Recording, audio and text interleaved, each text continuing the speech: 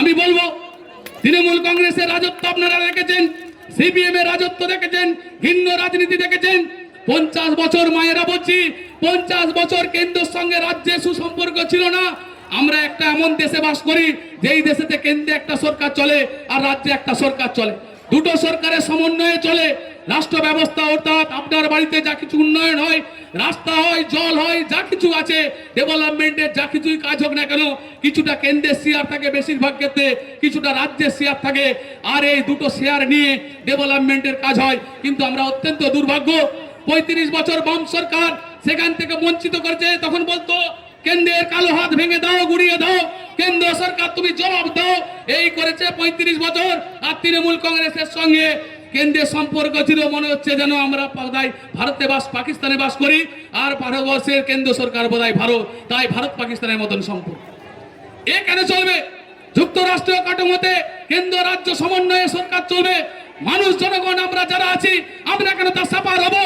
Mamata Banerjee ego থাকতে পারে, মোদীজির দপ্তর থেকে টাকা নেবেন না, মমতা ব্যানার্জি ইগো থাকতে পারে, কেন্দ্র সরকারের সুযোগ সুবিধা নেবেন না, কিন্তু আমার পশ্চিমবঙ্গের 11 কোটি মানুষ তারা কেন বঞ্চিত থাকবে? আজকে আপনারা জবাব চান। তৃণমূল কংগ্রেসের নেতাদের বাড়িতে বাড়িতে প্রশ্ন করুন যে আমাদেরকে কেন বঞ্চিত করে রেখেছিলেন।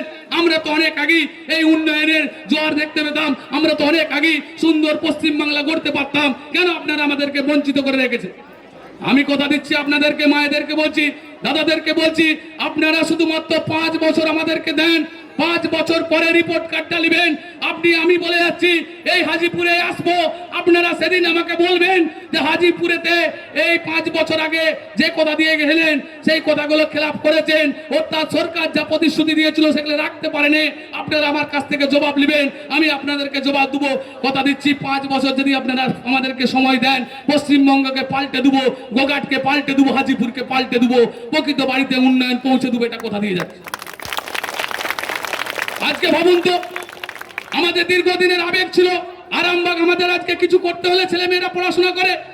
আজকে যদি আমাদের ছেলে মেয়েদেরকে কোনো কিছু দপ্তরে কাজে যেতে হয়, চুচুড়া ছুটতে হয় 110 কিলোমিটার দূরে। আজকে পশ্চিমবঙ্গে দীর্ঘদিন শুনে এসেছেন আপনারা, তৃণমূল বলেছে, সিপিএম বলেছে যে আরামবাগ জেলা করব, কিন্তু কেউ করেনি। আমরাই প্রথম আছি যারা সরকারে আসার সঙ্গে সঙ্গে 1 মাসের মধ্যে বাজেট পাস করে নতুন জেলা তৈরি করছে। আরামবাগ জেলা 1 বছরের মধ্যে কার্যকরী হবে। মায়েরা দাদারা চিন্তা করার কারণ নেই, আপনাদেরকে চুচুড়া যেতে হবে না, ছেলেপুলেদেরকে চুচুড়া পাঠাতে হবে না, কিছু কাজ হলে আরামবাগে দিয়ে হয়ে যাবে। আপনারা আরামবাগ জেলা পেয়েছেন। আপনারা বলুন তো, কামারপুকুর আমাদের একটা ঐতিহাসিক জায়গা। এই গোঘাটের কামারপুকুরকে নিয়ে আমাদের আবেগ আছে, কারণ ভগবান শ্রীরামকৃষ্ণ কামারপুকুরে জন্মগ্রহণ করেছিলেন। সারা পৃথিবী থেকে বিভিন্ন লোক কামারপুকুরে আসে, কিন্তু দুর্ভাগ্য সিপিএম এর আমলে নেতারা সব বলতো আমরা কামারপুকুরে এইবারে পৌরসভা করব, এইবারে আর হলো না, পরের বারে করব। এই করতে করতে 35 বছর কেটে গেল, আর তৃণমূল কংগ্রেসের 15 বছর কেটে গেল। দিদি নিজে মঞ্চে বললেন কামারপুকুরে পৌরসভাটা পরের বারে করে দেবো, এই পরের বারে করে দেবো করে 15 বছর চলে গেল, কামারপুকুরকে পৌরসভা করেনি। আর আমাদের মাননীয় মুখ্যমন্ত্রী, আমি ওনার কাছে গেলাম, ওনাকে বলেছিলাম যে ঠাকুর রামকৃষ্ণ দেবের জন্মস্থান, আমাদের গোঘাটের মানুষের আবেগ, আমরা কামারপুকুরকে নিয়ে গর্ব করি যে আমরা এই মাটিতে জন্মগ্রহণ করেছি, তাই আপনাকে এই কামারপুকুরকে পৌরসভা করতেই হবে। গোঘাটের মানুষের আবেগ, কামারপুকুরের মানুষের আবেগ। আর উনি সেই কথা শুনে উনি কথা রেখেছেন, উনি কামারপুকুরকে পৌরসভা করে দিয়েছেন। চিন্তা করার কারণ নেই।